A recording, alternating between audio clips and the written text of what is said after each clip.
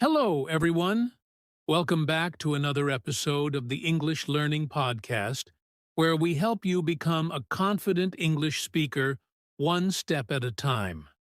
I'm Jason, your host, and today we're diving into a topic that can truly transform the way you approach learning English: how to set SMART goals for your English learning journey.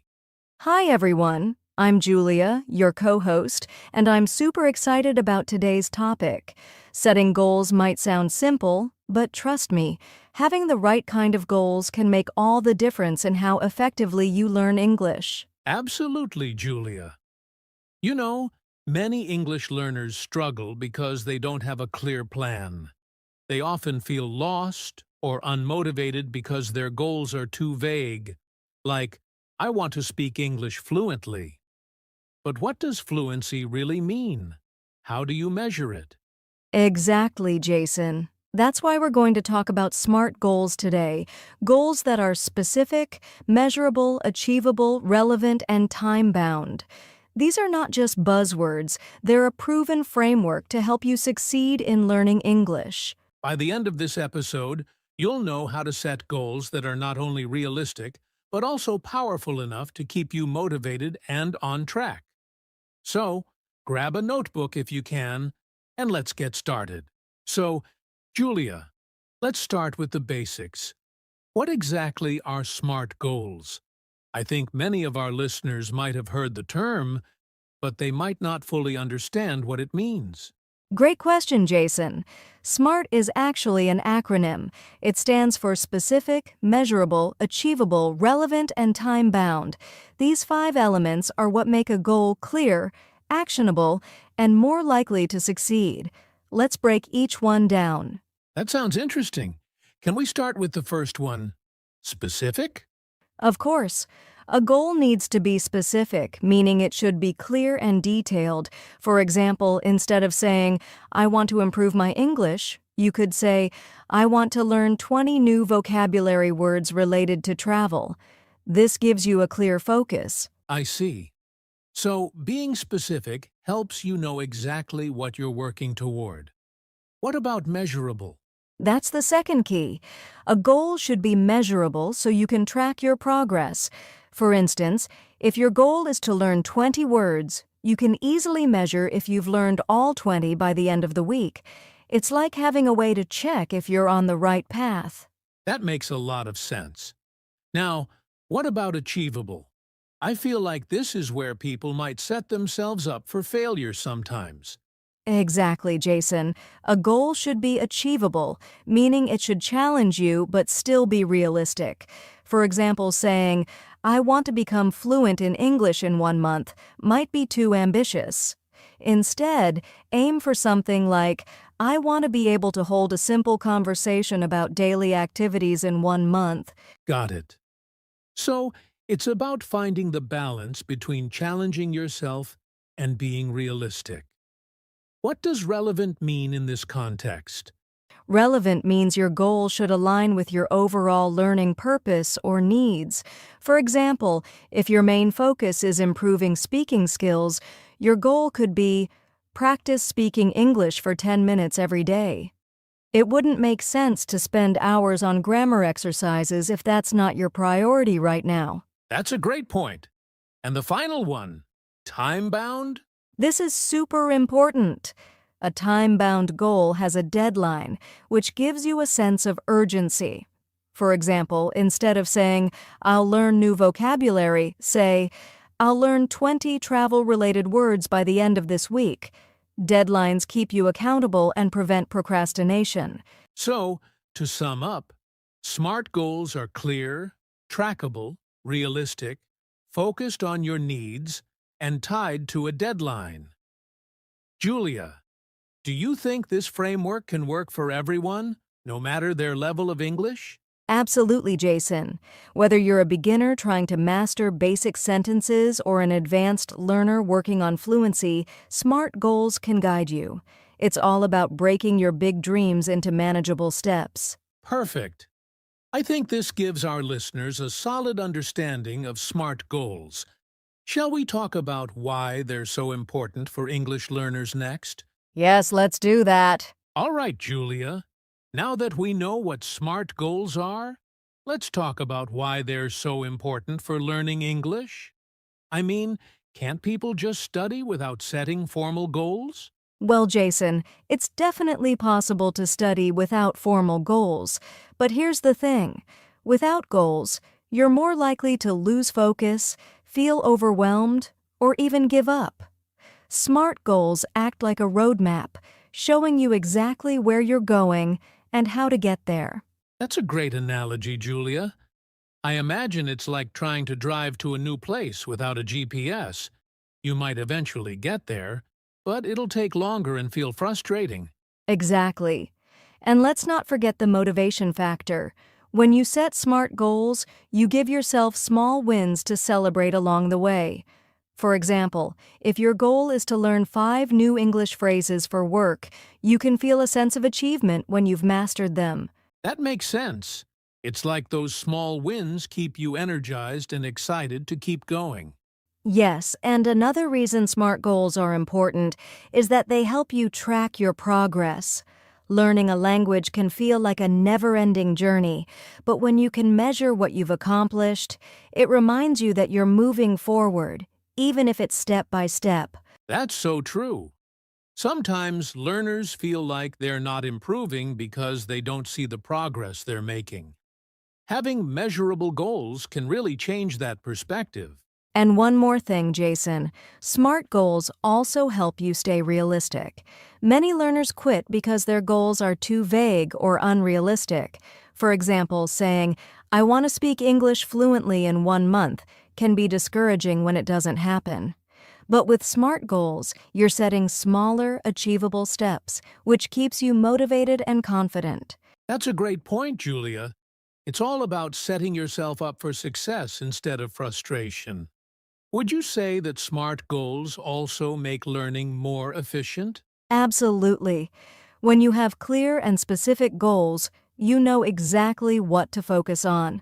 Instead of wasting time on random activities, you're spending your energy on things that actually matter for your progress. So, in a nutshell, SMART goals keep you focused, motivated, realistic, and efficient in your learning journey.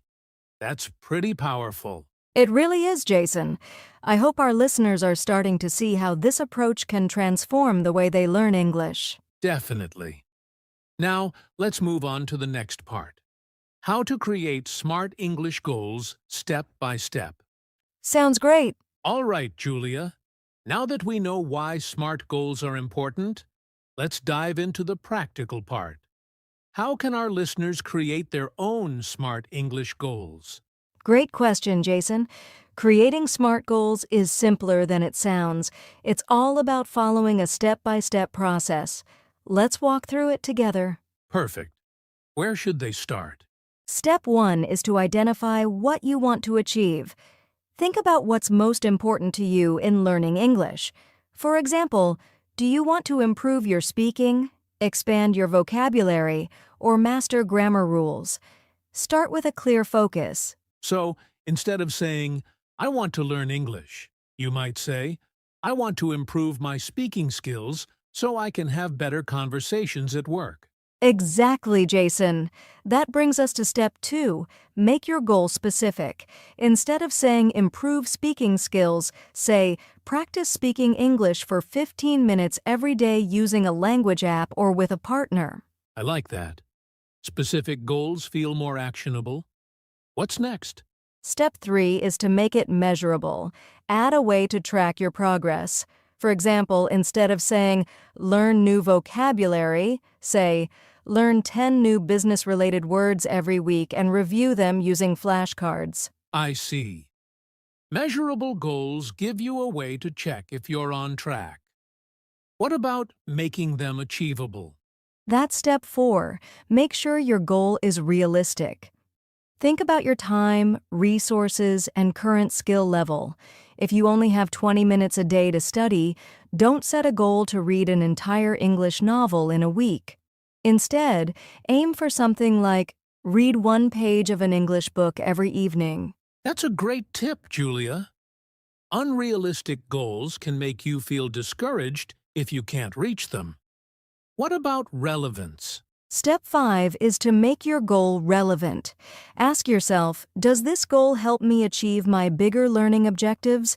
For example, if your main focus is speaking, then practicing listening or writing might not be the best use of your time right now. That's an important point. Staying relevant keeps you focused on what truly matters. And the last step? Step 6 is to set a deadline. Make it time-bound. A goal without a timeline can lose its urgency. For instance, instead of saying, "I'll practice listening," say, "I'll listen to one English podcast episode every day for the next 2 weeks." So, to sum up, listeners should identify their focus, make the goal specific, measurable, achievable, relevant, and give it a deadline. Could you share a full example of a SMART goal, Julia? Sure, here's one. I want to improve my English vocabulary by learning 15 new words related to travel within the next 7 days. I'll use flashcards to review these words daily and quiz myself at the end of the week. That's a perfect example. It's clear, trackable, realistic, relevant, and has a deadline. Exactly. And listeners can adapt this process to fit their personal goals, whether it's speaking, listening, reading, or writing. This is super helpful, Julia. Coming up next, we'll share some practical examples of SMART English goals to inspire our listeners. I can't wait to dive into those. All right, Julia. Now that we've covered how to create SMART goals, let's share some practical examples to inspire our listeners. Great idea, Jason. Examples can really help make this concept clear. Let's start with a beginner-friendly goal. Okay, how about this one? I want to learn 10 common English greetings and practice using them in sentences every day for the next week. That's a fantastic example for beginners. It's specific, measurable, achievable, relevant, and time-bound. Exactly. Now, how about an example for someone who wants to improve their listening skills? Sure. Here's one. I will listen to one English podcast episode every day for the next 2 weeks and write down 3 new words or phrases from each episode. I love that one, Julia. It's not only about listening, but also about expanding vocabulary. Let's try an example for speaking practice. Okay, here's one. I will record myself speaking for 2 minutes every day on a topic I enjoy, like hobbies or work, for the next 30 days, and review the recordings to improve my pronunciation. That's excellent. It's such a practical way to build confidence and track progress. Let's do one more. Maybe for someone focusing on reading. Good idea. Here's a reading-focused goal. I will read one short English article or story every day and write a summary in 2 to 3 sentences for the next month. That's perfect. It combines reading and writing, which is a great way to reinforce learning. Absolutely, Jason. I hope these examples show our listeners that SMART goals can be applied to all aspects of English learning. I think they will, Julia.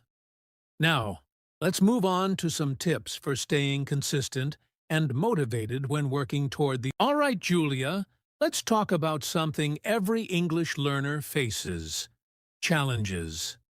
Setting SMART goals is great, but what happens when life gets in the way or progress feels slow? That's a really important topic, Jason. Challenges are part of the process, but the good news is there are strategies to overcome them. Let's break it down. Okay, let's start with the challenge of staying consistent. A lot of people struggle to follow through on their goals. That's true, Jason. One way to stay consistent is to make English practice a part of your daily routine. For example, tie it to something you already do, like practicing vocabulary during your morning coffee or listening to a podcast while commuting. Great tip! Another challenge is feeling overwhelmed, especially if the goal seems too big or progress feels slow. Yes, that can be discouraging. The key here is to break big goals into smaller, manageable steps. Instead of saying, I'll learn 100 new words, focus on learning 5 words a day. Small wins can keep you motivated. Absolutely. Small steps make a big difference over time. What about the fear of making mistakes? That's something I hear a lot from learners. Oh, definitely. Many learners hesitate because they don't want to say the wrong thing.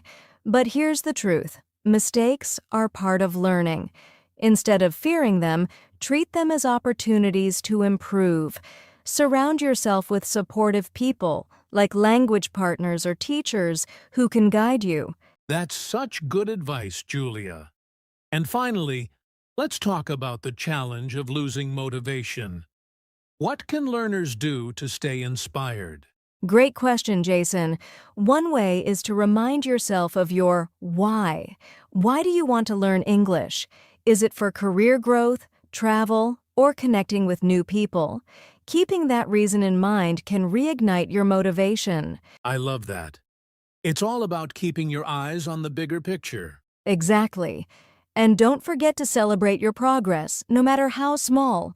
Rewarding yourself for reaching milestones can make the journey enjoyable. That's such a positive approach, Julia.